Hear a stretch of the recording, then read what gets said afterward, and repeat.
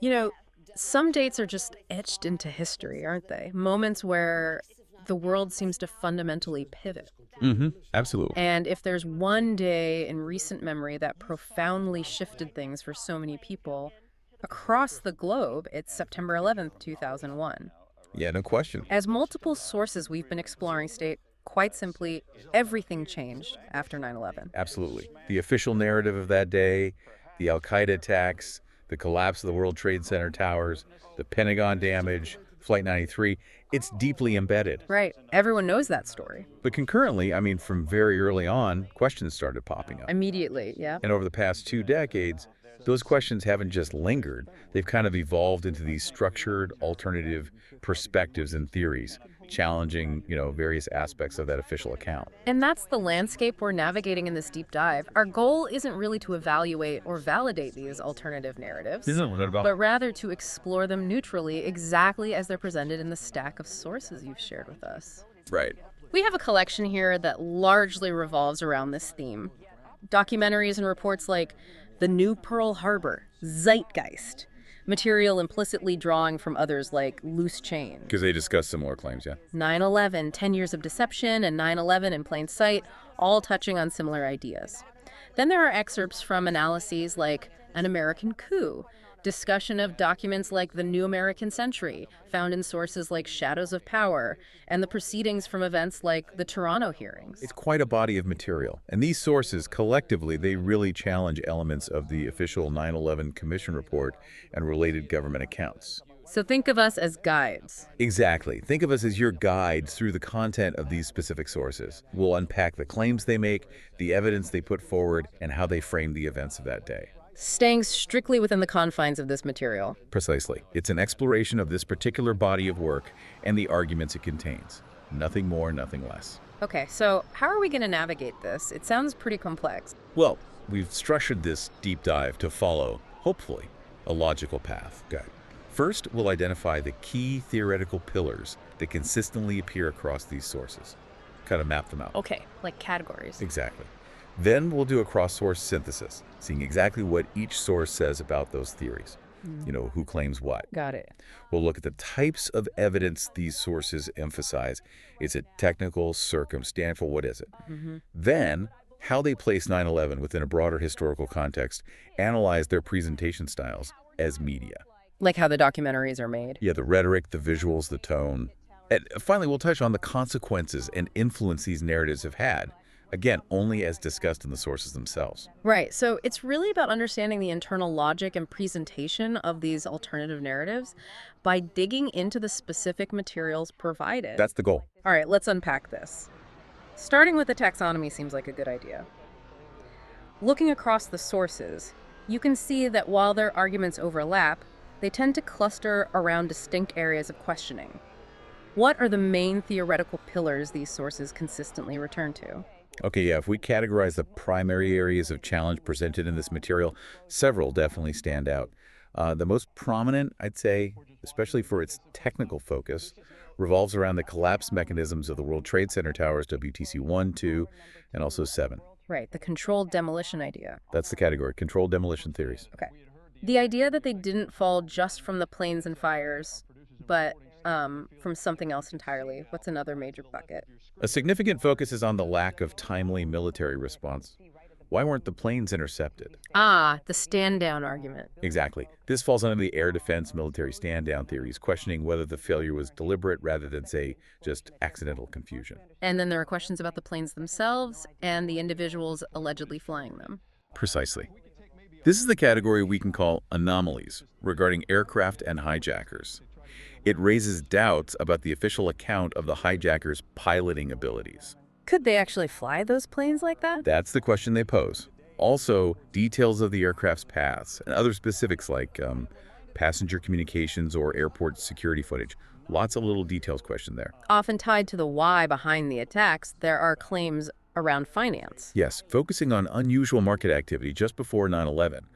These are the financial anomalies, suggesting foreknowledge, potentially indicated by insider trading. Which naturally leads into the broader geopolitical picture, the bigger why. Right, the geopolitical motive pretext for war category. This posits that the attacks were either allowed, perhaps orchestrated, or at the very least exploited to serve pre-existing agendas. Agendas related to. Military expansion, resource control oil comes up a lot, or strategic political shifts. And how the public came to understand the event seems to be another area of focus in these sources, the narrative itself. That's addressed under media manipulation and psychological warfare. These sources examine the role they claim the media played in shaping public perception, controlling the narrative. How the story was told. Exactly. And using specific language or framing techniques to influence understanding and emotion. Finally, placing 9/11 within a longer historical pattern seems important to them. It does. This is the idea of historical parallels, false flags. These sources often connect 9/11 to past events they allege were government-orchestrated provocations or deceptions. Like Pearl Harbor or the Reichstag fire. Those are key examples they use, yeah. Yeah. Framing 9/11 not as unique, but as part of a recurring historical pattern of state manipulation. Okay.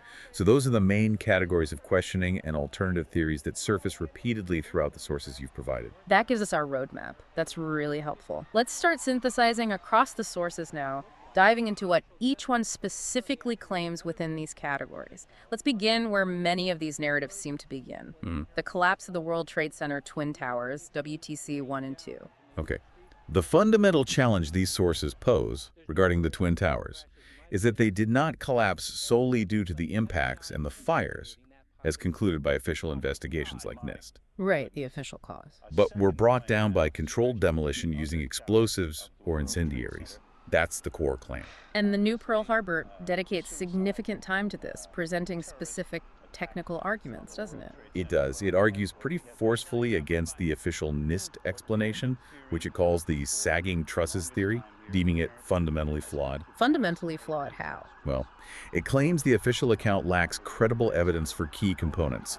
Things like widespread fireproofing dislodgement. It really knocked off that much. Okay. Were the temperatures really sufficient to cause the kind of steel weakening needed for collapse initiation? The source questions that. Right. And it questions the mechanism. How could the alleged sagging trusses actually break the massive external steel columns? It's essentially challenging the core engineering explanation provided by the government. So it's picking apart the official physical explanation piece by piece. What kind of evidence does the new Pearl Harbor present in its place, then, to support demolition? It highlights phenomena. It views it's compatible with controlled demolition, things it argues the official account fails to explain. A key point is the rate of collapse. The speed they came down. Exactly. The source claims the upper sections of the towers collapsed with near free fall acceleration. It states this makes explanation by simple gravitational collapse impossible without violating at least two fundamental laws of physics. Because the argument is that the resistance from all the intact lower floors should have significantly slowed the descent if they were just pancaking downwards. It shouldn't have been that fast, they argue. And it also leans heavily on witness testimony, right? I remember hearing about that. Absolutely. The new Pearl Harbor features or references what it describes as an overwhelming number of witness reports. Mostly first responders, firefighters, police, but others too who heard explosions in the towers. They argue that such sounds cannot be explained by jet fuel alone.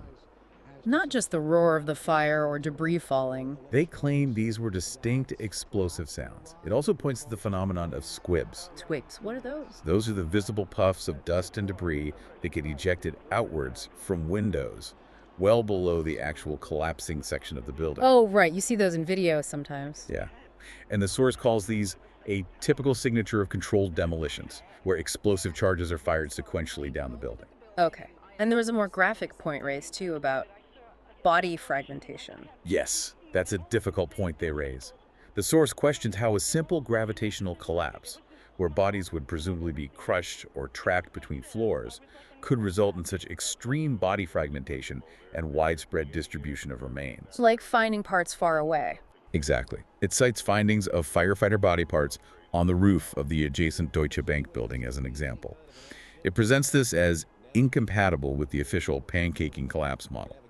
Okay, so the new Pearl Harbor focuses on physics, speed of collapse, alleged engineering inconsistencies, witness accounts of explosions, these squibs, and body fragmentation as evidence for demolition. How does Zeitgeist approach the Twin Towers collapse? Does it echo these points? Zeitgeist also incorporates witness testimony. It features some pretty evocative audio clips of people describing explosions. You hear phrases like boom, boom, boom, second explosion, heavy-duty explosion, sounded like gunfire, and 3 big explosions. Using the actual sounds to make the point. Right. It uses these clips to strongly suggest that explosive events were occurring either before or during collapses, separate from the plane impacts and fires. And Zeitgeist particularly highlights the discovery of molten metal, doesn't it? That seems like a recurring theme. This is a central point in Zeitgeist's argument for demolition. Definitely.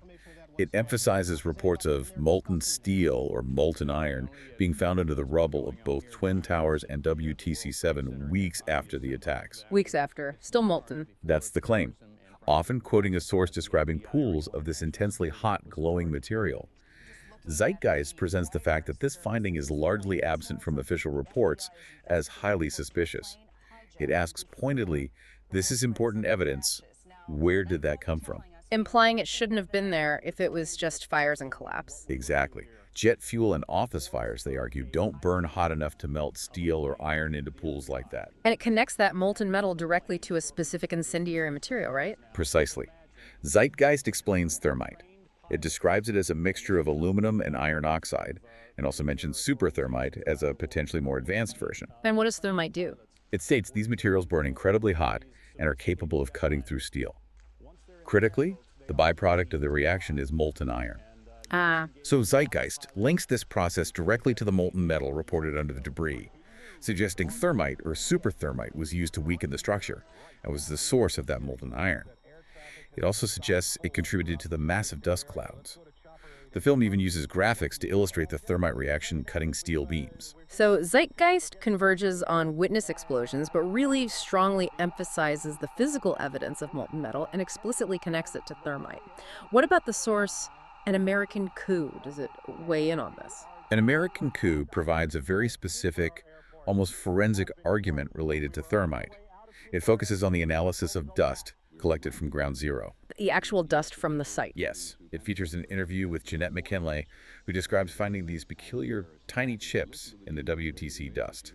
They were composed of distinct layers, one orange-red, one gray. And what did the analysis of these chips reveal, according to this source? What were they made of? She states that electron microscope analysis of the red layer found the key components of thermite, elemental aluminum and iron oxide, in very close proximity. Okay, so basic thermite ingredients. But what this source presents as a particularly striking and unexpected finding was the presence of silicon and carbon in all 4 samples of these red-gray chips that were studied. Why is the silicon and carbon significant, according to An American Coup? What does that suggest? McKinley links this finding directly to research on experimenters working with superthermite. She explains that adding organic material like Viton, which contains silicon and carbon, is a known method for, as she puts it, beefing it up and tailoring it to different weapons applications. So not just regular thermite, but something weaponized. That's the implication presented. She notes that fit now is that was surprising to me to see silicon and carbon, but then we find in the literature that's what these guys are doing in the weapons labs, Livermore and Los Alamos.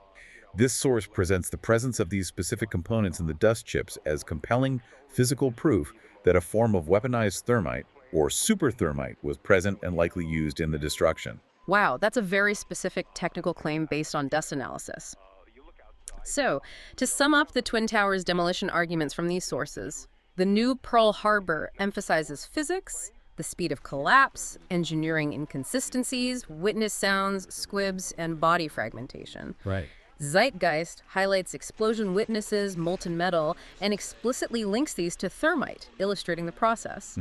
And An American Coup provides this detailed forensic claim about specific components found in dust chips, linking them directly to weaponized thermite research. And they all fundamentally challenge the official fire-based collapse explanation as inadequate or impossible.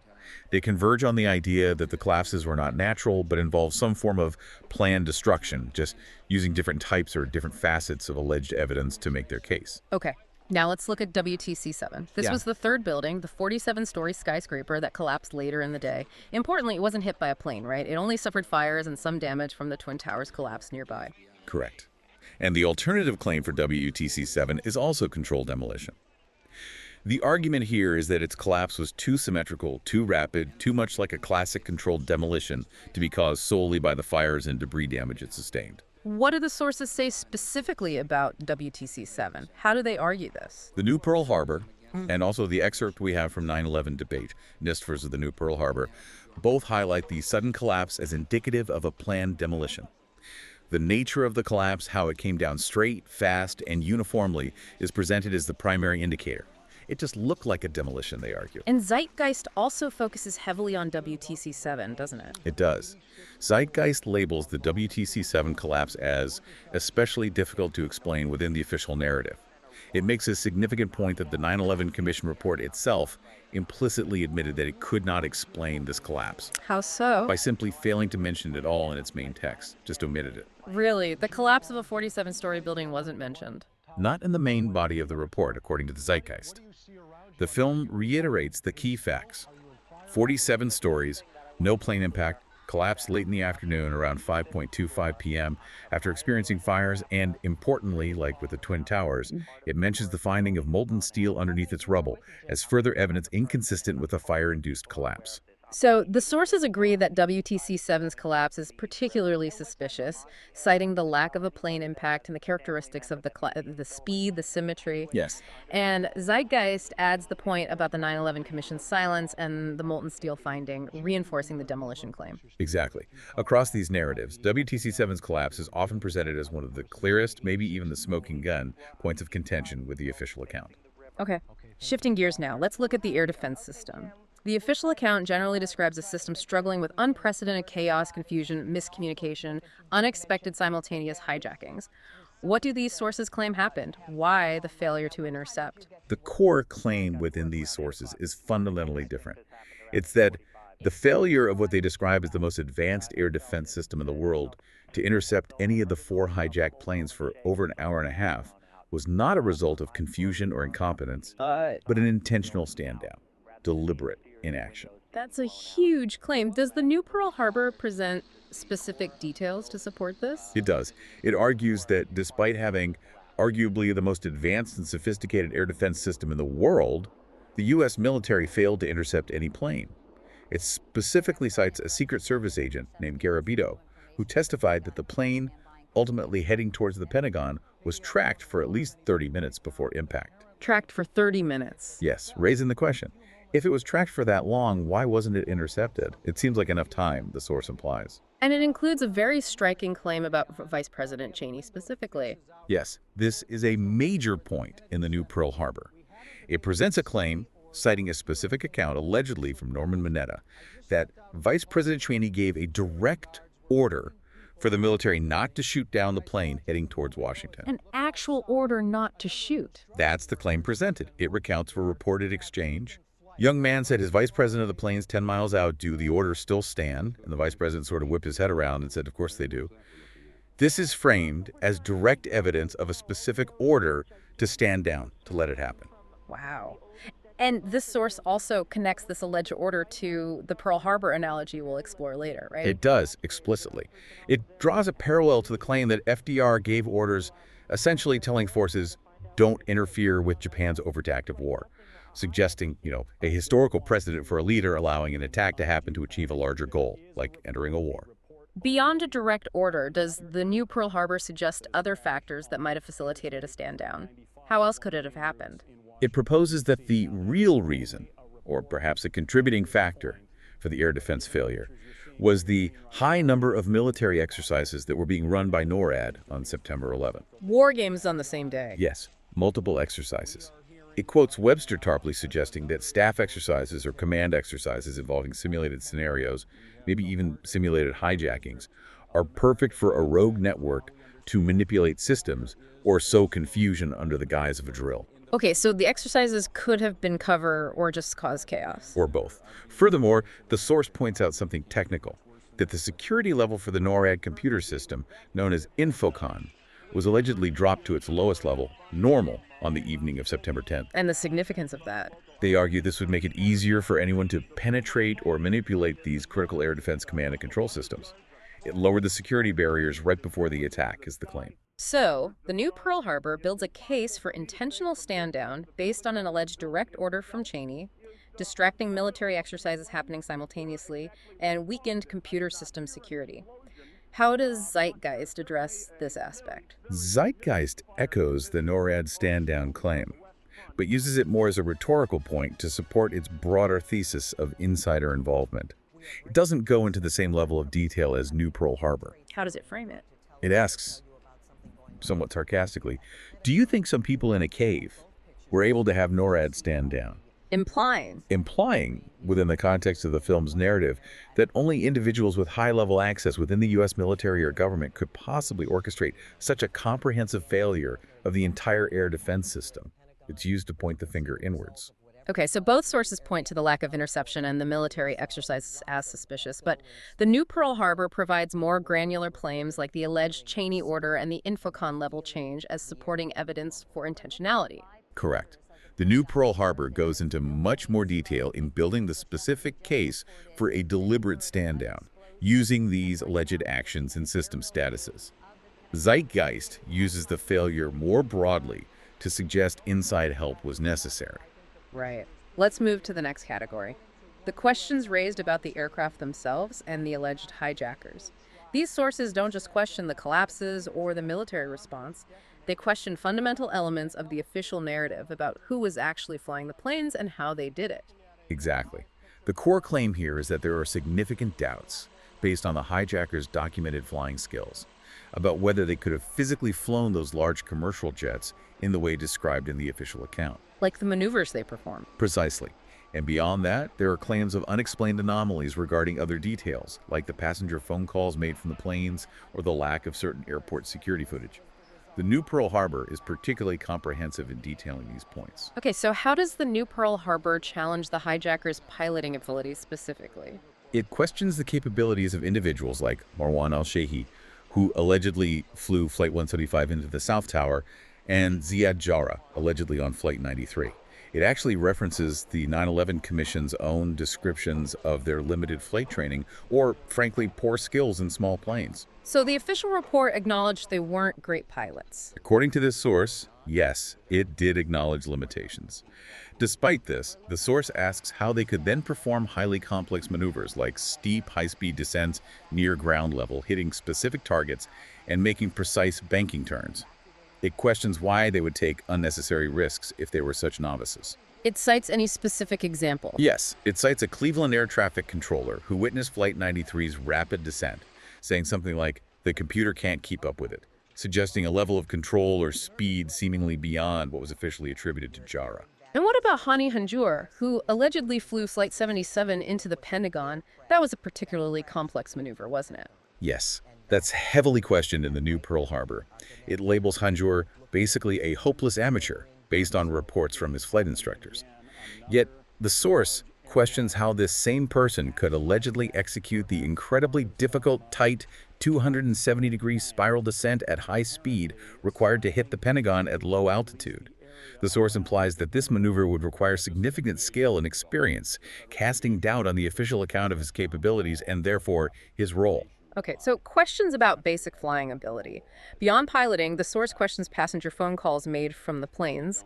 The official account mentions several calls, including the famous "Let's Roll" from Todd Beamer on Flight 93. Right. The new Pearl Harbor challenges the feasibility of these calls being made for the altitudes and speeds at which the planes were flying in 2001. Why? What was the issue? The limitations of cell phone technology at the time. It states it's obvious that all these cell phone calls as a whole could not have been made from the cruising airplanes.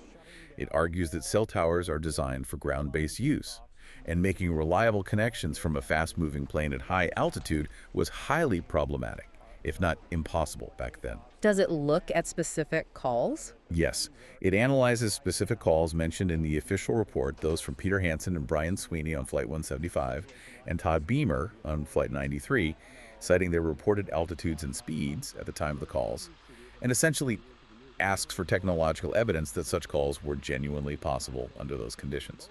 This skepticism about the calls leads the source to propose a rather controversial alternative explanation for them, doesn't it? Yes, it does. The new Pearl Harbor raises what it terms the in-flight swap hypothesis as a disturbing possibility. What does that mean? This suggests that passengers might have been essentially forced to make these calls under duress, perhaps pretending to be on the hijacked plane while they'd actually been landed in some unknown location and the plane swapped out. Wow, that's quite a theory. On what basis do they suggest this? Well, partly on the alleged impossibility of the cell calls. The source also points to alleged inconsistencies in the timeline of the Todd Beam release at Jefferson call from Flight 93. It suggests, based on its interpretation of the timings, that the call might have begun before Flight 93 was officially reported as hijacked, raising questions about its authenticity. Okay, what about airport security footage?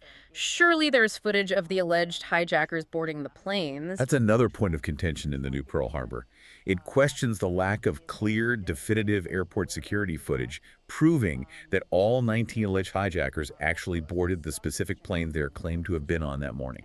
But some footage was released, wasn't it? Like Atta in Portland? Yes, it mentions some released images, like those of Atta and Omari in Portland, or the group at Dulles Airport for Flight 77. But it raises doubts about these images. It suggests they could be from earlier dates, possibly dry runs, referencing the 9/11 Commission's own mention of surveillance flights the hijackers took. Or that the images are suspicious due to a lack of reliable timestamps or other metadata. It cites claims by an FBI assistant director and a technician involved in reviewing the footage who apparently stated they saw extensive recordings, and the source then poses the question, so where are the images? Implying definitive proof hasn't been shown publicly. The source also focuses on the specific incidents at the Pentagon and Shanksville, raising anomalies about the crash sites themselves, going beyond just the planes and pilots. Yes, it digs into the physical evidence, or lack thereof, at the impact sites. For the Pentagon, allegedly hit by Flight 77, the new Pearl Harbor presents a whole list of alleged inconsistencies. Such as A claimed total lack of evidence that the unknown incoming was in fact Flight 77. Mention of a mysterious phantom plane that allegedly flew nearby and diverted attention just before impact. The failure to shoot it down, linking back to the stand-down theory. The alleged hijacker, Hanjur's claimed incapability of performing the necessary maneuver. and the physical damage. A claimed absence of any significant part of the plane from the wreckage, where the engines, the tail, large wing sections. Damage to the building deemed clearly incompatible with a 757, like the relatively small initial entry hole. A claim of a doctor tape of the impact, referring to the few frames released by the Pentagon, and the perceived obvious reluctance of the FBI to release other security camera tapes from nearby businesses that might have shown the impact. So a lot of questions raised about the Pentagon impact. What about Shanksville, Flight 93, the one that crashed in the field? For Shanksville, the new Pearl Harbor describes the crash site very differently from how one might imagine a large airliner crash. It portrays it not as a typical debris-strewn field, but as just a hole in the ground. Just a hole. That's the description used, quoting witnesses expressing bewilderment like, "Where is it?" Or describing seeing only small pieces of debris and shrapnel everywhere, nothing to actually like anything. Yeah. Very little recognizable plane wreckage at the main crater, according to these accounts. But it points to debris found miles away, which seems contradictory. Yes. Critically, the source highlights an extended debris field. It claims debris, including heavier parts like engine components and human remains, was found stretching up to 8 miles away near a town called New Baltimore. 8 miles? How do they explain that? The source argues this extended field flatly disproves the official version of the crash, which was an impact into the ground, and instead suggests that the plane broke up in midair. Broke up how? The implication, strongly suggested, is via a shoot-down. They argue an explosion or missile impact in the air would explain debris scattering over such a wide area. It references CNN reporting on this secondary debris field and questioning how debris could be found so far away with only a light breeze. And there was mention of another aircraft near the Shanksville site. Yes, the new Pearl Harbor mentions reports from witnesses of an unexplained small white jet leaving the area right after the impact at Shanksville. This is sometimes linked, in these narratives, to the possibility of it being a military jet involved in a shoot-down. Finally, concerning Flight 93, the source questions the well-known narrative of the passenger revolt, the Let's Roll story. Correct. Building on its earlier doubts about the feasibility of the cell phone calls and whether the alleged hijackers were truly in control or even on board, the new Pearl Harbor suggests the passenger revolt narrative might be a scripted fictional event intended to fuel a prefabricated legend. It questions its authenticity within the context of all the other anomalies it raises about that flight. Okay, so the new Pearl Harbor really is the primary source here, detailing these alleged aircraft and hijacker anomalies. It presents challenges to piloting skills, the possibility of cell phone calls, the lack of certain footage, the nature of the Pentagon damage and wreckage in the Shanksville incident, including the possibility of a shoot down implied by the extended debris field and witness accounts. Yes, it builds a comprehensive case, according to its own logic, that the official account of what happened on board the planes and at the actual crash sites is fundamentally questionable and inconsistent with the evidence it presents. Right. Moving on to potential motives now, let's look at claims related to financial anomalies, specifically the idea of insider trading. What's the core claim here? The core claim in this area is that unusually large volumes of trading activity occurred just before 9/11, specifically involving investments that profit from a stock price drop. These are called put options, right? Exactly. Put options, particularly on the stocks of the affected airlines, American and United, and some other related companies. The sheer volume and timing of these trades, the sources argue, suggest foreknowledge of the attacks. Someone knew the stock prices were about to plummet. The Toronto hearings source goes into significant detail on this, presenting some statistical analysis, I believe. It does, yeah. It focuses quite heavily on the trading of these put options for American Airlines and United Airlines stocks in the days immediately preceding 9/11, specifically citing September 5th through 10th. And a put option, just to clarify. It's a financial contract that gives the holder the right, but not the obligation, to sell a stock at a predetermined price before a certain date. So its value increases dramatically if the actual stock price falls below that predetermined price, which of course is exactly what happened to airline stocks after 9/11. So buying lots of these just before the attacks would be extremely profitable if you knew what was coming. How does the source analyze this trading volume? The Toronto hearings discusses measuring the change in the open interest, which basically represents the number of active outstanding contracts for these specific put options during that critical period. It references 3 econometric studies that investigated this activity, specifically looking for signs of insider trading or informed trading. And it uses a statistical concept called quintel to describe how unusual this trading was. Yes, the source uses the concept of a quintel, which is essentially a percentile division, like dividing data into 5 parts. It states that the volume of put options traded on American and United Airlines in those few days before 9/11 had a quintel of 99. Meaning? Meaning, according to the source's explanation, that 99 out of 100 times, similar trading volume occurred during a normal benchmark period.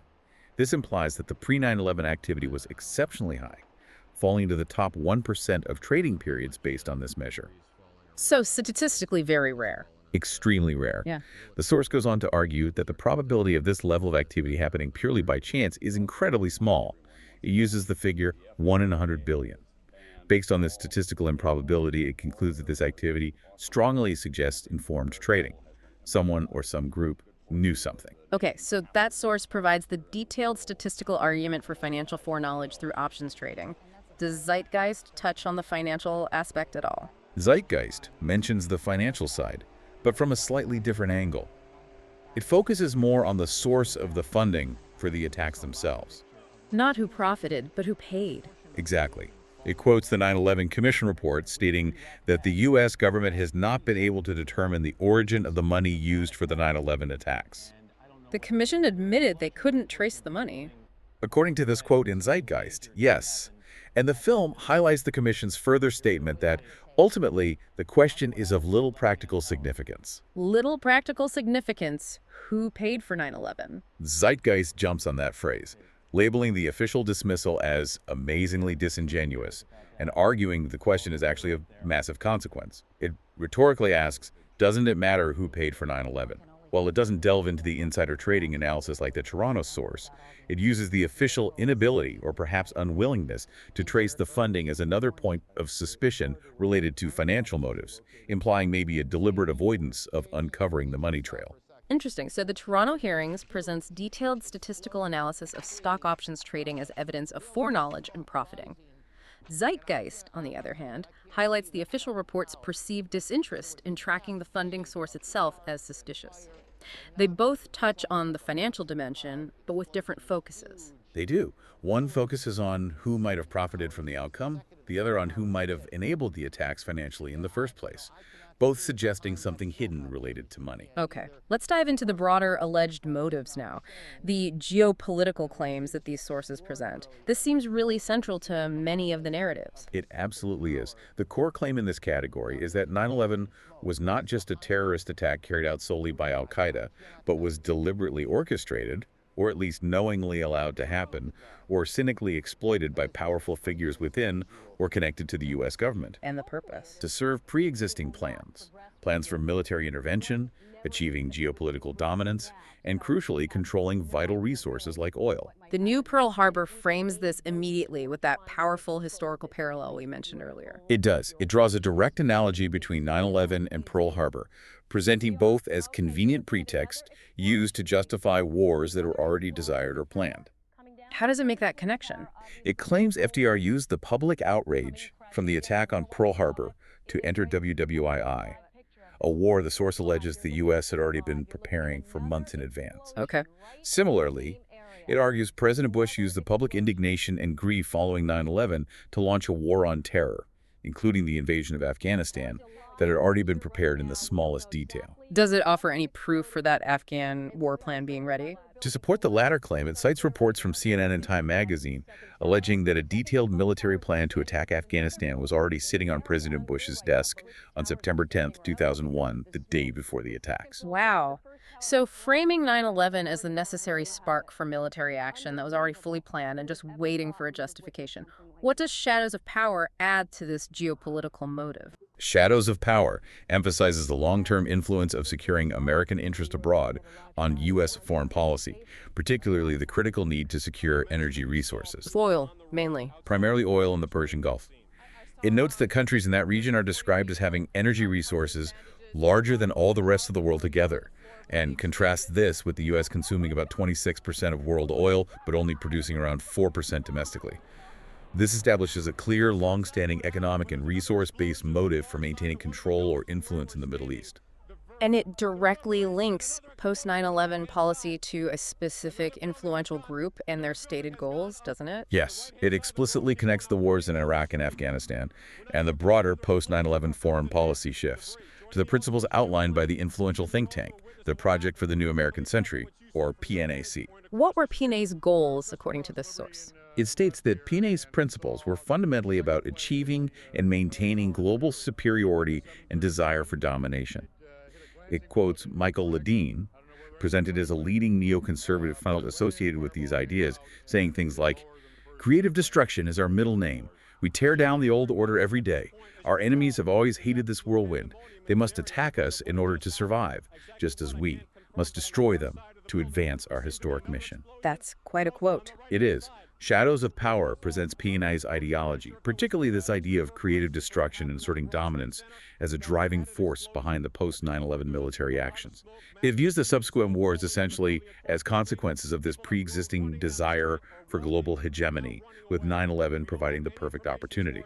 Zeitgeist also strongly argues for a geopolitical motive, and it includes a pretty notable anecdote, doesn't it? Yes, Zeitgeist features the late filmmaker Aaron Russo recounting a conversation he claims he had with Nick Rockefeller of the prominent Rockefeller family. And what did Russo claim Rockefeller told him? Russo claims that Rockefeller predicted before 9/11 happened that there would be a major event, and that this event would allow the U.S. to achieve specific goals. What goals? According to Russo's account, Rockefeller stated the planned motive was to enable military entry into Afghanistan to secure pipeline routes into Iraq for oil fields and establishing a strategic base in the Middle East, and also mentioning Venezuela, though Russo notes the Venezuela part didn't happen. So Russo presents this alleged conversation as direct evidence of a pre-planned agenda behind 9/11, specifically for resource and strategic control in the Middle East. Exactly. He points out that the first two goals mentioned by Rockefeller, Afghanistan, and Iraq were indeed accomplished in the years following 9/11. Zeitgeist expands the idea of this war beyond just foreign intervention, right? It talks about a domestic impact, too. Absolutely. This is a crucial part of Zeitgeist's argument.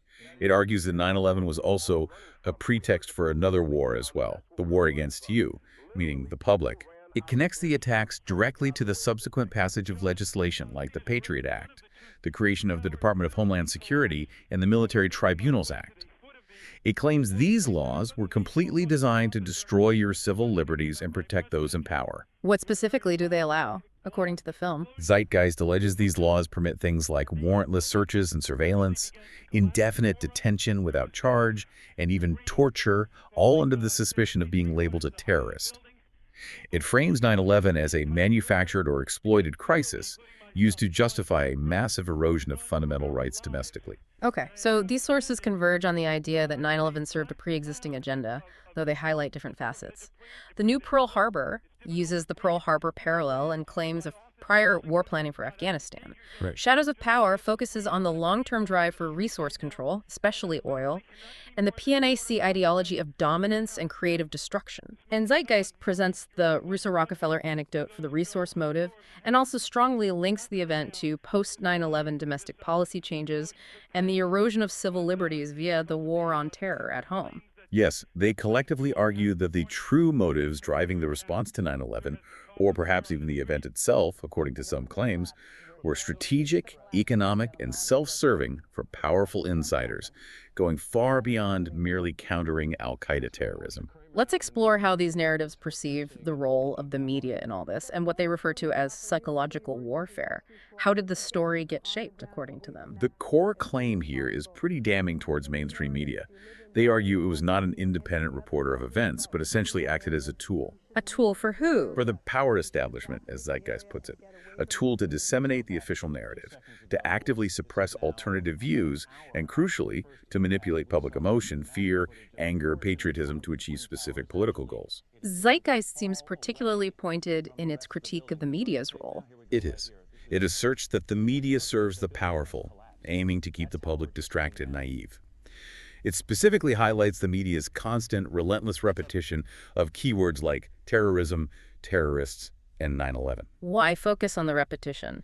It describes this repetition as hypnotically repeated and suggests its purpose is deliberate, to generate and maintain a state of fear and anxiety among the populace, making them more susceptible to accepting the official story and the policies enacted in its name.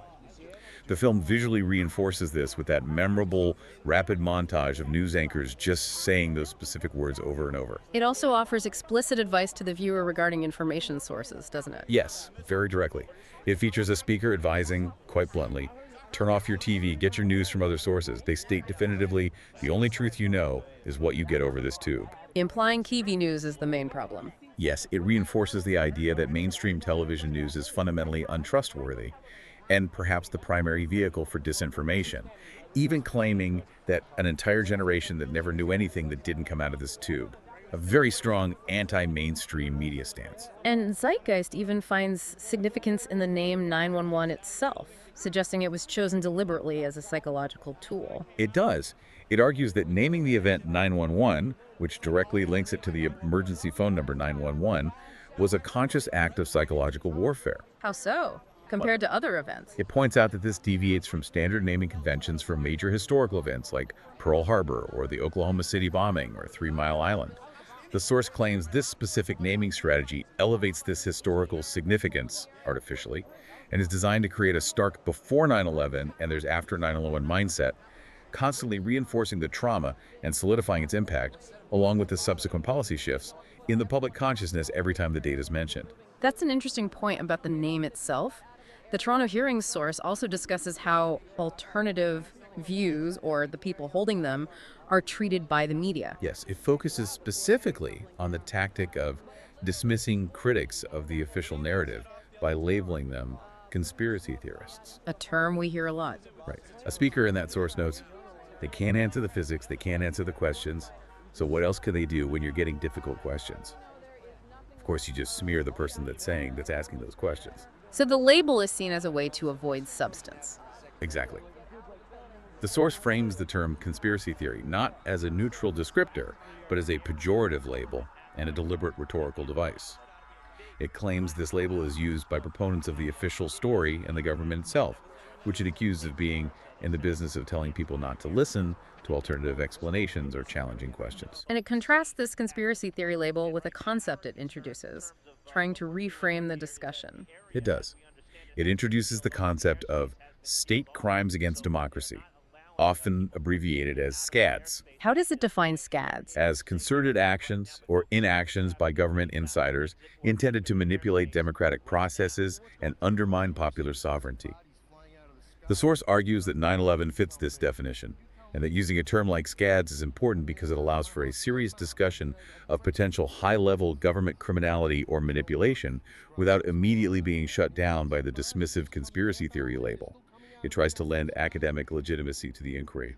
Does the new Pearl Harbor also point to specific media efforts to counter these alternative claims? Yes, it explicitly mentions the role of publications like Popular Mechanics in actively debunking 9/11 myths, specifically referencing their book on the subject, which addressed many of these alternative theories. Okay, so it acknowledges the counter arguments exist. It acknowledges them, yes, but immediately after stating this, the new Pearl Harbor counters by labeling the authors involved in that debunking effort as propagandists, professional liars, and tools who cannot be considered journalists. So it dismisses the debunking entirely. Pretty much. Yeah. It frames those efforts not as legitimate journalism or scientific inquiry based on evidence, but as biased or dishonest propaganda designed to uphold the official story. Okay. So, looking across these sources, the mainstream media is consistently portrayed not as a neutral observer, but as an active participant in upholding the official narrative and suppressing dissent. Right. They allege tactics like fear-mongering through repetition, zeitgeist, smearing critics with labels like conspiracy theorists, Toronto hearings, and engaging in biased or dishonest debunking efforts, the new Pearl Harbor. Yes. They all seem to view the mainstream media landscape as fundamentally controlled and inherently hostile to any alternative explanations for 9/11 that challenge the official account. Finally, let's explore how these sources layer historical context. They don't just present 9/11 in isolation, they often use past events to strengthen their arguments, don't they? Absolutely. Placing 9/11 within a broader sweep of history is a crucial rhetorical strategy in these sources. They use past events, or rather their interpretation of past events, to try and normalize the idea that governments are capable of deception, manipulation, and even orchestrating or allowing horrific events on a grand scale. Why do that? What's the goal? The goal seems to be to make their alternative narratives about 9/11 seem less extraordinary, less unthinkable, and more plausible, presenting them not as unique outliers, but as potential examples of a recurring pattern of state behavior. The Pearl Harbor parallel seems absolutely central to the new Pearl Harbor, obviously, given the title. It serves as the foundational analogy for that source. The new Pearl Harbor presents the attack on Pearl Harbor as a historical instance where the U.S. government, specifically under FDR, allegedly had advance warning or deliberately allowed the attack to happen, or at least proceeded with minimal warning to the commanders on site. In order to what? In order to galvanize public opinion and justify entry into World War II, a war the source claims the administration already desired to enter. And the connection to 9/11. The quote, attributed to FDR's circle, "Don't interfere with Japan's overt act of war," is used to draw that chilling parallel to the alleged Cheney stand-down order on 9/11. It suggests a pattern. Leader allegedly allows an attack to happen to justify pre-planned military action. The source also implicitly compares the official investigations of both events, hinting at perceived cover-ups or deliberately limited scope in both cases. Okay. Zeitgeist uses a different historical event as a key precedent, right? The Reichstag fire. Yes, the 1933 Reichstag fire in Germany is presented in Zeitgeist as a classic textbook example of a false flag attack. Meaning? An attack orchestrated by a government, in this case, allegedly Hitler's emerging regime, which is then blamed on a designated enemy, the communists in that instance. And the purpose of the false flag. To create a crisis, generate fear, and justify draconian measures. Zeitgeist points out that the fire was used as the pretext for passing the Enabling Act, which essentially consolidated Hitler's power and dismantled civil liberties in Germany. So the parallel to 9/11 is? By drawing this parallel, Zeitgeist frames 9/11's alleged use as a pretext for the Patriot Act, and similar subsequent laws as a modern manifestation of this historical tactic. Manufacture or exploit a crisis, blame a convenient enemy, Al-Qaeda terrorism, and use the resulting fear to erode rights and dramatically increase government surveillance and control. And the idea of government insiders creating or allowing provocations is also present in that state crimes against democracy concept from the Toronto hearings. Yes, exactly. While the specific infamous plan Operation Northwoods isn't explicitly named in the excerpts we have, the definition of SCAD's concerted actions or inactions by government insiders intended to manipulate democratic processes and undermine popular sovereignty fully encompasses the idea of government staged or allowed provocations for political gain. Does it give other examples of alleged scads? Yes, the examples cited in Toronto hearings, things like Iran-Contra, Watergate, the Plainegate affair, and importantly, the alleged manipulation of intelligence leading up to the Iraq War serve as a historical backdrop. They present a pattern of alleged government deception, overreach, and misconduct. Making 9/11 seem less unique if it fits the pattern. Precisely. It makes the idea that 9/11 could also be a SCAD seem more consistent with this alleged pattern of past behavior, rather than an unthinkable aberration.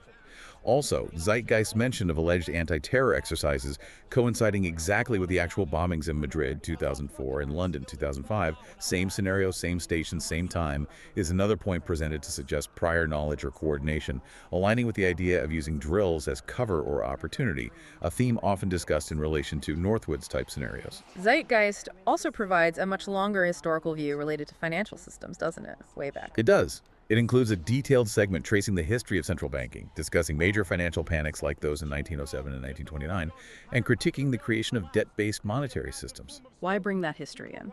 This long historical narrative seems intended to frame 9/11 as potentially serving deeper, long-standing patterns of financial manipulation and control by powerful, often shadowy interests. It provides another historical layer, suggesting potential financial motives rooted in centuries of alleged manipulation. And Shadows of Power points to the Vietnam War as another relevant historical example. Yes.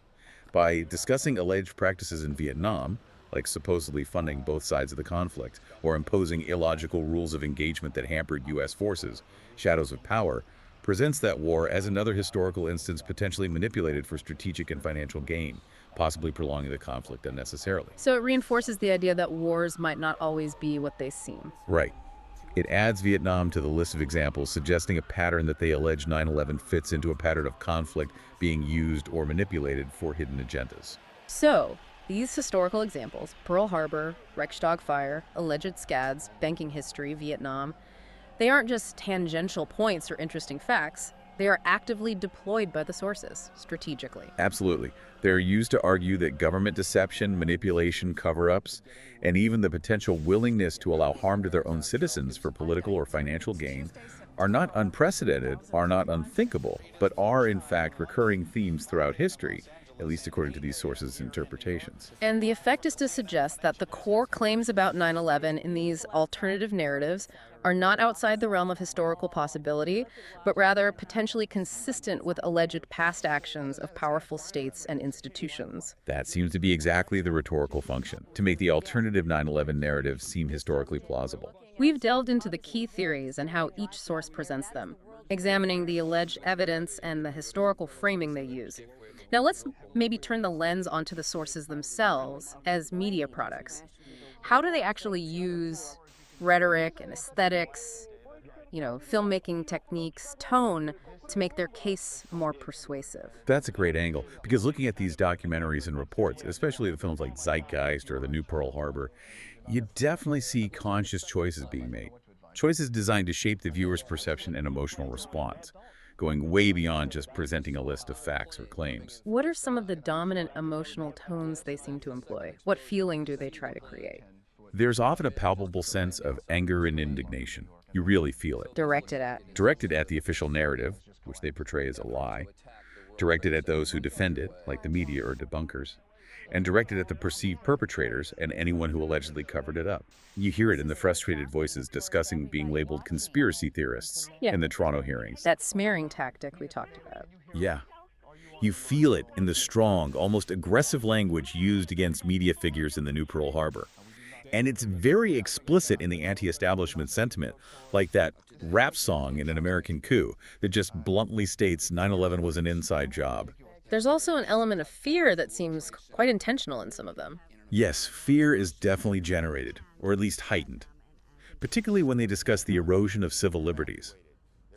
The Patriot Act section in Zeitgeist is a key example. Making you feel watched or vulnerable. Exactly. Fear of unchecked government power, fear of losing fundamental rights, and also the implication that similar events could happen again, or that we're living in a much more controlled and dangerous world than we think. The New Pearl Harbor explicitly poses the question, are they going to be able to do it again? That's meant to be unsettling. An American Coup includes those rap lyrics like, slaves will be hate the human beings with rice that we fight, contributing to a sense of impending control or subjugation. But amidst the anger and fear, they also seem to want to convey respect for the victims, don't they? Absolutely. There's often a counterbalancing tone of solemnity and respect. This is particularly evident when discussing the victims of the attacks themselves, the first responders who rushed into the buildings, and especially those who have suffered or died from health issues related to the toxic WTC dust exposure in the years since. How do they connect that respect to their own arguments? They often position their pursuit of alternative explanations as the true way to honor the victims. A speaker in both Toronto hearings and the new Pearl Harbor states something like, by really seeking the true sources of their tragedy of their deaths, we are showing real respect for them. The implication is that simply accepting the official story, which they view as false, is actually disrespectful, while their questioning is presented as a form of genuine remembrance and justice seeking. And there's a strong sense of urgency throughout many of these sources too, isn't there? Like, you need to know this now. Yes, definitely. There's a pervasive urgency, a clear call to action for the audience. This isn't just presented as interesting information. It's framed as critical knowledge. There's a sense of needing a new, independent investigation now, and a feeling that people need to wake up to the alleged truth before it's too late, or before rights are eroded further. Sources like Toronto hearings and Zeitgeist really convey that knowing this information is vital and demands some kind of response from the viewer. Okay, so those are some key emotional tones. Beyond the emotions, what about the specific visual and auditory techniques used, especially in the documentaries? How do they use filmmaking craft? There's very deliberate editing at play. Zeitgeist, for example, uses rapid, impactful cutting to create a sense of urgency or to juxtapose ideas powerfully. Think of that montage of news anchors repeating keywords or the quick cuts showing alleged visual anomalies at the WTC or Pentagon. They also use graphics a lot. Yes. Graphics and animations are frequently used to illustrate technical points or theories that might be hard to grasp otherwise, like the animation explaining the thermite reaction cutting steel in Zeitgeist, or the diagrams used to explain the physics arguments about collapse speed in the new Pearl Harbor. Juxtaposition is also a key editing technique, showing official statements or news reports side by side with visuals or testimony that allegedly contradict them, forcing the viewer to question the official version. Music clearly plays a significant role, too, setting the mood. Definitely. They use music very effectively to shape the emotional tone. You often hear dramatic, somber, or suspenseful scores to underscore the gravity of the claims being made, or to create a sense of mystery, conspiracy, or impending danger. Some sources use more intense or aggressive music like the rap track in An American Coup, or the often ominous electronic soundscapes in Zeitgeist to convey urgency, anger, or a feeling of being overwhelmed by the alleged deception. And the narration or voiceover style, is it neutral? Rarely neutral. It's typically serious, authoritative, and often quite accusatory in tone. The narration voiceover frequently poses direct, rhetorical questions to the viewer or challenges the official sources explicitly. Like the narrator in the new Pearl Harbor, who repeatedly poses a specific question about a detailed question. Could Hani Hanjour, framing the information as inherently problematic? Visually, what kind of imagery and focus do they tend to use? What do they show us? They often use the official, iconic photographs and videos of 9/11 that everyone recognizes. But critically, they present them alongside alternative angles, analyses, or close-ups, designed to highlight perceived anomalies or inconsistencies. Like what? This includes things like comparing specific frames of footage side by side, for example, the different frames allegedly showing the Pentagon impact in the new Pearl Harbor. Focusing intently on the scale of damage or the nature of debris, for example, emphasizing the relatively small hole at Shanksville or the alleged lack of plane parts at the Pentagon. Or showing detailed visuals of the alleged physical evidence, like the close-ups on the red-gray thermite chips in An American Coup. Historical footage is also often integrated seamlessly to draw those parallels and provide context for the historical arguments we discussed. Okay, but what about purely rhetorical strategies? In how they construct their arguments verbally, what techniques stand out? A very common strategy is direct questioning. They constantly pose unresolved questions directly to the audience or implicitly to the authorities. These questions are designed to highlight perceived gaps, contradictions, or absurdities in the official story. Phrases like, "Can you explain?" "Why would he?" "Where are the images?" "Doesn't this seem unlikely?" are used repeatedly to prompt the viewer to doubt the official account and seek alternative answers. The new Pearl Harbor is full of these. They also tend to build their case by presenting many, many individual points, don't they? Like a barrage of anomalies. That's exactly right. It's the accumulation of anomalies strategy. They present a lengthy, often overwhelming list of facts, observations, witness statements, or alleged inconsistencies. While perhaps some points might be debatable individually, the argument is that these anomalies are inexplicable as a whole within the official narrative. So the sheer volume is meant to be persuasive. Yes. The idea is that the official story simply cannot account for all these discrepancies simultaneously, therefore it must be false. The new Pearl Harbor is a prime example of this, methodically detailing numerous points about the WTC collapses, Flight 93, the Pentagon, the hijackers, etc. They also appeal to logic and science, as we saw with the technical claims about collapsed physics or thermite. Yes, they frequently employ appeals to logic and science. They use arguments based on physics, engineering principles, structural mechanics, chemical reactions, or statistical probability, like the Toronto hearings financial analysis, to challenge official claims. This lends an air of objective, rational truth to their own arguments, contrasting it with what they portray as the flawed or illogical official account. And sometimes they appeal more directly to the viewer's gut feeling or intuition, right? That's the appeals to common sense intuition. They might implicitly or explicitly ask if a particular scenario described in the official story seems likely or is even believable on its face, like questioning whether a massive Boeing 757 could realistically crash into the Pentagon, leaving only the reported damage and debris signature, or disappear into a relatively small hole in Shanksville. They appeal to what the viewer might instinctively feel is plausible or implausible. Featuring individuals presented as credible experts or insiders is another key tactic, giving weight to their claims. Yes, using insider expert testimony is crucial for lending credibility. They feature individuals presented as highly authoritative scientists, engineers, pilots, former military or government officials, architects, or compelling eyewitnesses whose accounts, analysis, or conclusions allegedly contradict the official version. This gives significant weight to the alternative narrative by presenting it through seemingly knowledgeable and trustworthy voices. An American Coup with its researcher, the new Pearl Harbor, with pilots and engineers, Toronto hearings with academics. And conversely, how do they frame the official responses or counter-arguments when they acknowledge them? They actively frame official responses as evasive or insufficient. They make a point of highlighting instances where official reports, like the 9/11 Commission report or NIST reports, government spokespersons or other authorities allegedly fail to answer specific critical questions, dismiss important points without adequate explanation, or provide what the sources present as contradictory, unconvincing, or scientifically flawed explanations. The restrictive terms under which Bush and Cheney testified to the 9/11 Commission, as noted by Zeitgeist, are presented as a prime example of perceived evasion and lack of accountability. Finally, they often seem to create a very clear division, a kind of black and white choice between their narrative and the official one. That's right. They often work to create a stark dichotomy. The situation is frequently presented as a clear choice for the viewer. You either believe the lie, the cover-up, the official story, which they've just spent time dismantling, or you embrace the truth, the real evidence presented by the alternative narrative. So it becomes a moral or intellectual choice. It frames the viewer's engagement exactly like that, as a choice between remaining deceived or becoming enlightened, between complacency and seeking truth.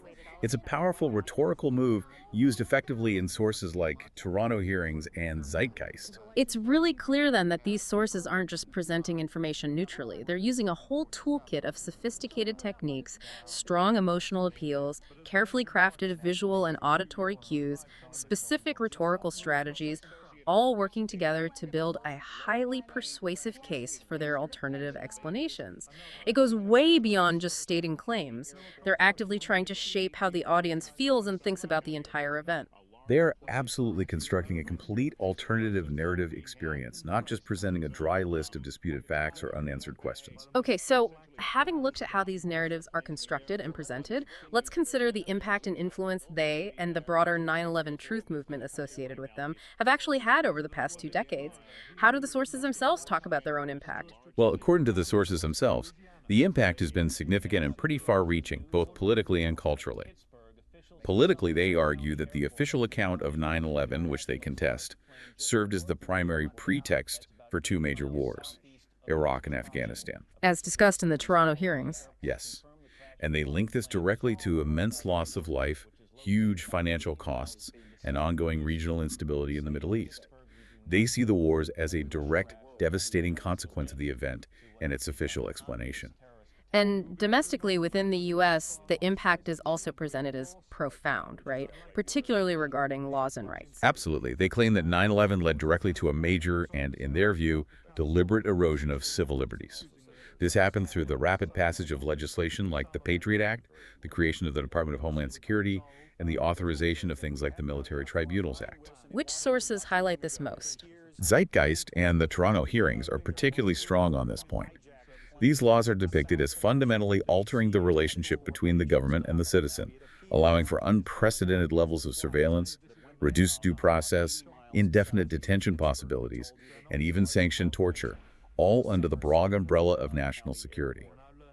One source, Toronto hearings, even states that the entire foreign policy has all been based on the official account, implying that if the official account is wrong, the entire basis for U.S. global actions post 9/11 is questionable. Culturally, do they suggest these narratives have actually changed public opinion over time? Have people become more skeptical? While they don't typically provide specific polling data within these sources, they definitely imply a growing level of public doubt about the official story, suggesting that as awareness of the alleged anomalies and unanswered questions spreads, more people become skeptical. They talk about conspiracy discourse normalization. Yes, that concept comes up. The idea that alternative theories about major events, perhaps once confined to the fringes, are now more widely discussed and considered by significant segments of the population than perhaps they were before 9/11. It's become more normal to question official accounts. Do they see this changing across generations? There's a hint of that. One speaker in Toronto hearings talks about a potential paradigm shift, suggesting that perhaps an older generation, heavily influenced by the initial shock and the media narrative immediately after 9/11, might be more resistant to questioning. But they speculate that a newer generation, less directly impacted by the initial trauma and perhaps more exposed to alternative information online, might be more open to considering these alternative accounts. They use the lingering public doubts around the JFK assassination as a historical parallel for how public perception around major officially explained events can evolve significantly over time. The internet seems absolutely crucial to the spread of alternative ideas, according to the sources. Oh, it's presented as absolutely vital. One speaker in Toronto hearings states, the alternate media, the internet, is an absolute critical part of disseminating these alternative narratives and, crucially, countering the influence of mainstream media, which they see as hostile. So the internet bypasses the gatekeepers. That's exactly how they frame it. The sources see the internet as a necessary tool to get their message out, bypassing traditional media gatekeepers who they believe suppress their views. There's even an explicit call within the Toronto hearings for actively building a new media infrastructure, deeming it critically important for the future of spreading these ideas and challenging official narratives. But they also acknowledge quite clearly that mainstream institutions push back hard against these narratives, right? They don't just ignore them. Yes, they perceive and often detail what they see as a deliberate and coordinated effort by mainstream media, government bodies, and associated groups to counter their claims and discredit them. Including the conspiracy theorist label. Yes, that's presented as a primary tactic. The active effort to smear or label critics as conspiracy theorists, which they frame as a conscious strategy to discredit the person rather than engage with the substance of their arguments. Toronto hearings. And the debunking efforts. They highlight specific debunking efforts by publications like Popular Mechanics, but as we noted, they then immediately critique these efforts as biased, dishonest, or scientifically flawed in the new Pearl Harbor Toronto hearings. The sources generally view this counter-response not as legitimate debate, but as further evidence of a deliberate attempt by the power establishment to control information, suppress dissent, and keep the public distracted and naive zeitgeist.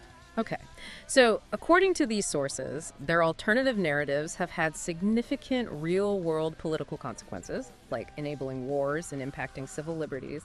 They believe they are gaining cultural traction, leading to more normalized skepticism and shifts in public opinion, largely enabled by alternative online media, and they see themselves as being actively resisted and counterattacked by mainstream institutions trying to maintain the official story. Yes, it's presented very much as an ongoing information war, a battle for public understanding, and for what becomes the accepted historical record of 9/11. Wow.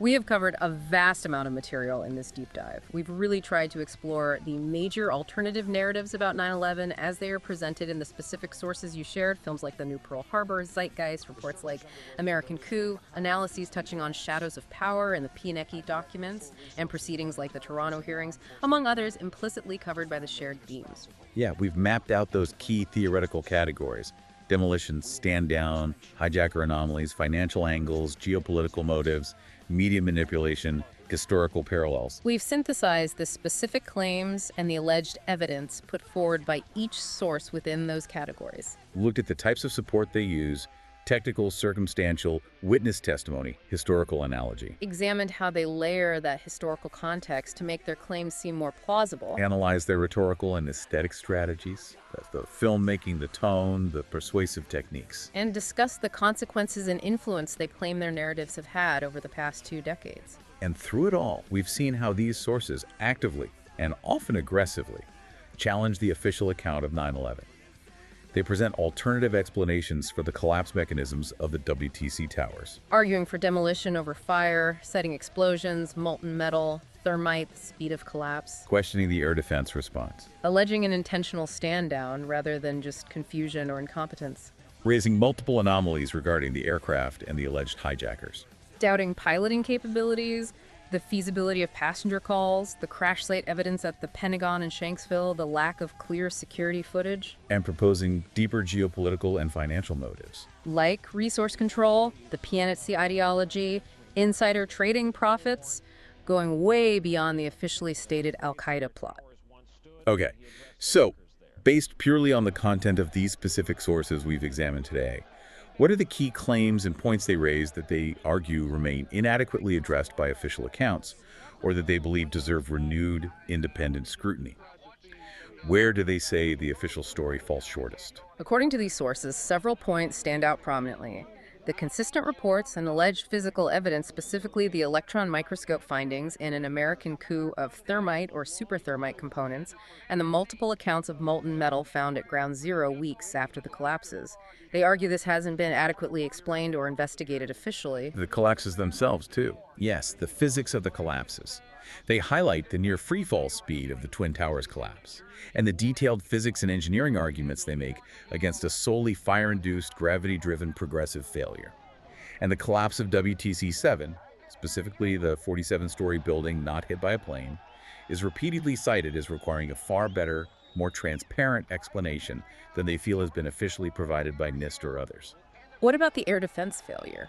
The detailed chain of command regarding the air defense inaction on the morning of 9/11, including the impact of those numerous military exercises on NORAD's response capability, and the specific question of whether stand-down orders were given, as alleged in the New Pearl Harbor.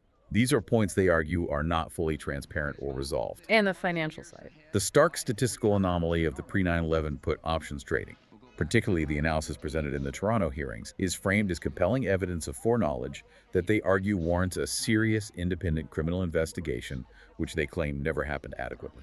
Other key unanswered questions for them. The technical feasibility of passenger cell phone calls being made reliably from high altitudes using 2001 technology. They demand proof this was possible. The lack of clear, unambiguous, publicly available security footage proving that all 19 alleged hijackers actually boarded the 4 planes they were supposedly on. And finally, the physical evidence, or alleged lack thereof, at the impact site specifically. The nature of the damage at the Pentagon compared to the size of a 757, and the characteristics of the Shanksville crash site, including that extended debris field and the reported lack of significant wreckage at the primary impact crater. These are all viewed by the sources as major unexplained anomalies challenging the official narrative.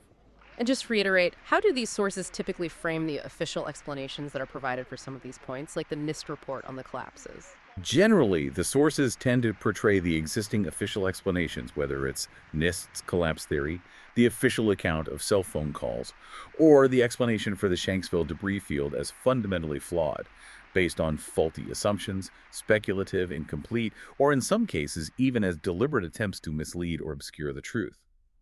Within the context of these alternative narratives, the official explanations are often framed as the ones that are demonstrably debunked by the evidence these sources present. So pulling it all together, which specific claims, according to these sources, particularly based on where multiple sources seem to converge or where they emphasize technical or forensic evidence, do they argue are most deserving of renewed independent scrutiny?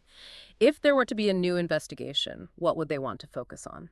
Based on the convergence in the materials we looked at, the sources strongly point to the WTC collapses all three buildings, 1, 2, and 7. The arguments about demolition, citing the technical points, speed, symmetry, witness accounts of explosions, and the alleged physical evidence, molten metal, thermite dust, appear across multiple key sources, New Pearl Harbor, Zeitgeist, American Coup, making this a central focus demanding re-examination, in their view. What else? The air defense response is another major area of overlap and focus. The questions about the timeline, the impact of the military exercises, and the possibility of deliberate stand-down orders are raised as highly suspicious across different sources, primarily New Pearl Harbor, but echoed in Zeitgeist. They demand transparency there. The financial anomalies, particularly the options trading detailed in Toronto hearings and noted as suspicious in Zeitgeist, are also presented as requiring a serious forensic financial investigation. So those three areas, WTC collapses, air defense, financial trades, seem paramount based on source convergence. Those seem to be the areas where multiple sources present similar points, emphasize technical or circumstantial evidence they deem strong, and implicitly or explicitly argue that these require a truly independent investigation. The Toronto hearings explicitly calls for exactly that. A real inquiry with the power to subpoena witnesses, and crucially, access to suppressed evidence that they allege was unavailable to previous official bodies, like the 9/11 Commission. It's undeniably a dense and frankly challenging body of work to engage with.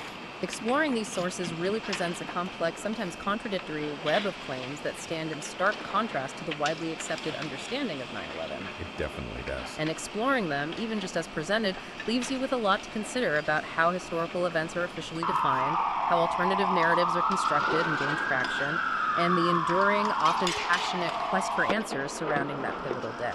And maybe that concluding quote you mentioned earlier captures the core tension. As stated in the New Pearl Harbor and echoed in Toronto hearings, the idea that conspiracies are only evidence the courts won't hear. Right. That specific phrase, used across multiple sources, really encapsulates a core frustration and a central argument within these narratives, doesn't it? It seems to. That the very lack of what they would consider an independent, legally empowered investigation, one that would hear this evidence, is precisely what allows their claims and questions to persist. Because the evidence they point to, whether it's witness testimony or dust analysis or trading data, has not been properly tested or heard in a legal or scientific forum that they deem credible. And then there's the profoundly human aspect, also captured powerfully in one of the sources, combining the technical search with the human cost. We who are still dying from 9/11 now live with those buildings in our lungs and digestive systems in our blood. By really seeking the true sources of their tragedy, of their deaths, we are showing real respect for them. That's a powerful statement.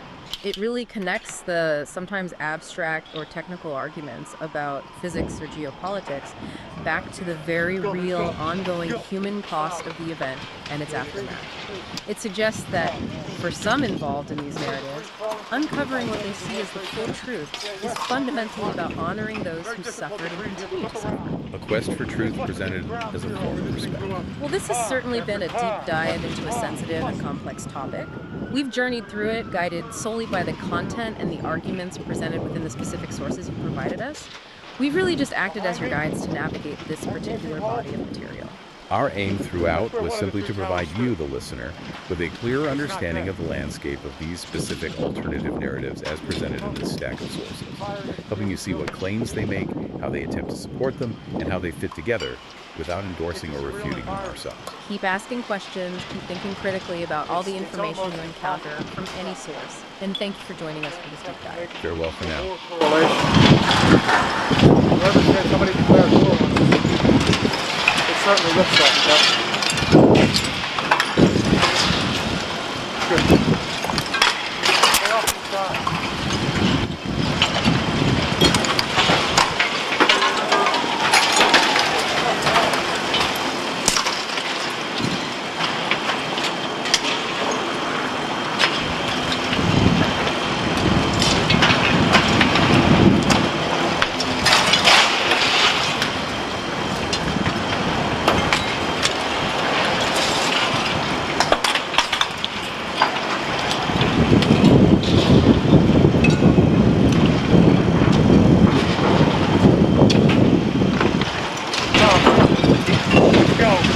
go. Let's go. Thank you, Rachel. It is 5 o'clock on this Tuesday, September 11th, 2001, a day we'll never forget in New York's history, in this nation's history. So much going on, of course. So we have our reporters out on the field. Vince Dementri is joining us right now. He is live in Lower Manhattan with an update as to what's happening there at the moment. Vince? I can tell you I've just been a place that I have been to that, frankly, no firefighters want to go to. Behind me, you see burning 7 World Trade Center. I didn't know it at the beginning, at the tape you're about to see. I didn't know it was a 7 World Trade Center, but I know it now coming back. A 4-block radius has been cordoned off because fire officials expect that building to collapse. I've been within 10 feet of that building within the last 15 minutes. I've been as close to where no one wants to be. Take a look.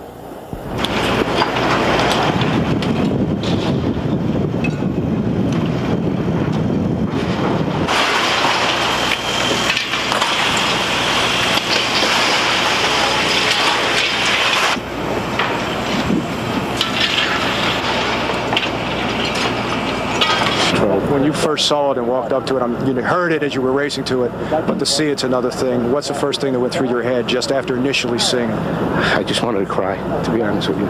It's terrible. We are in an abandoned skyscraper, and quite frankly, I don't even know where I'm at. I see a sign outside that just gives me a reference of Barclay Street.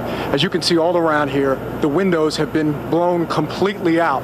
And as we take a walk towards the front of the building here, you want to take a look outside.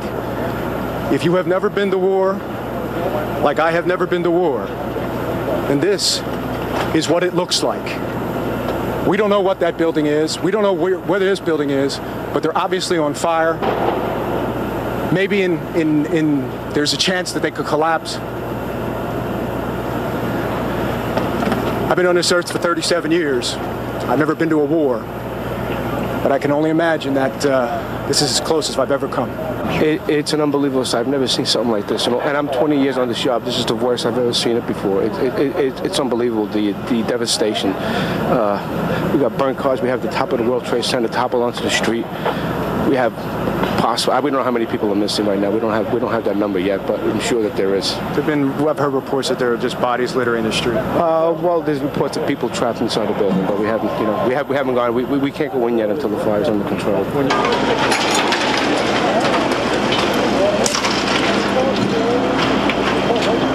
More debris falling from a nearby building, the World Trade Center. We're at West Broadway in Barclay.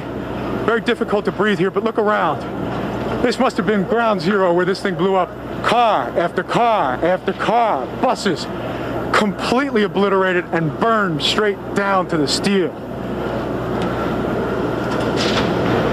Behind me, that gaping hole, that's where one of the 2 towers stood. It's not there. And as you can see above me, the fire in this adjacent building just continues to rage. It's a surreal environment. It's almost impossible to describe. Again, except to make a war correlation. Whoever said somebody declared war on us, it certainly looks like it, doesn't it? Well, we just, again, you hate to make these war correlations, but my photographer and I, Terrence, we just went from street to street, building to building, alley to alley, and we just weaved our way in. When we got as far as we thought we could go, we talked it to each other, and of course safety was amongst our concern. And we just said, let's just keep going. Let's see how far we can get to this without endangering our own safety. And when you saw how close we got to what I now realize behind me, 7 World Trade on fire and expected to collapse, what was really frightening is that when we were looking around, there was nobody there. It was us, and that was it. And I think at that point the realization was that we were really in a place where we really just needed to get as much video as we possibly could to show everybody just the total devastation and the destruction, and then just get out. Well, it was dramatic to watch, and we also have some video right now that we're looking at. You interviewed one of the firefighters there. You were talking about the number of people that are missing. He said that they don't know. There are many trapped inside, but they can't go in, I heard him say, until that fire is under control. Do you have anything more on that as to when they might be able to get in there? Ernie, all I can tell you is that everyone that is talking to me right now, fire officials, police officials, emergency officials, are telling me they'd love to go in there and do whatever they can to try to rescue anybody that might still be alive. But they can't.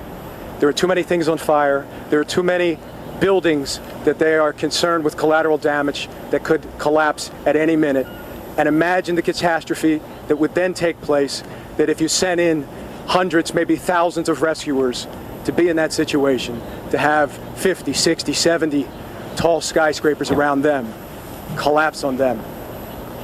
It's wrenching their hearts. This is what they get paid to do. But right now, nobody can go in. You just can't.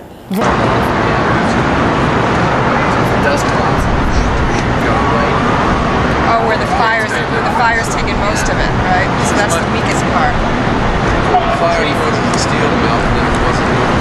That fire is in this building, close building? This building, right? Yeah.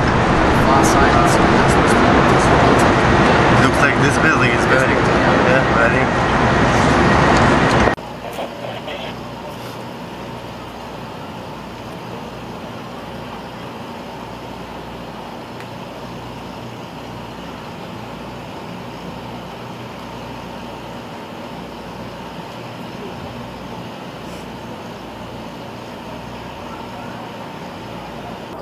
Your name, ma'am?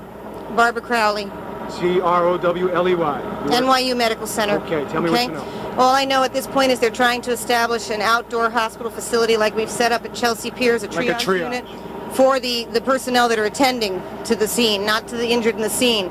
They can't get in to get any casualties out at this time. They don't know the extent of it at this point.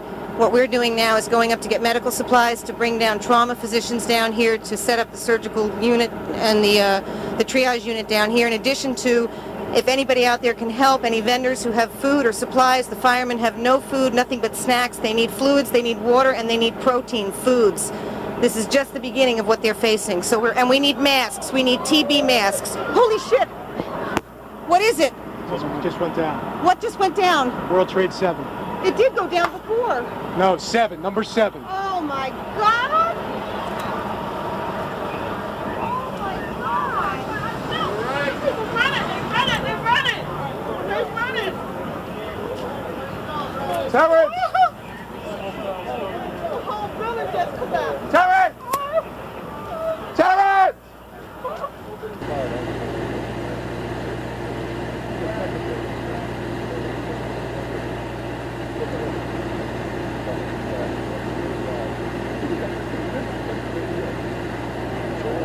Whoa!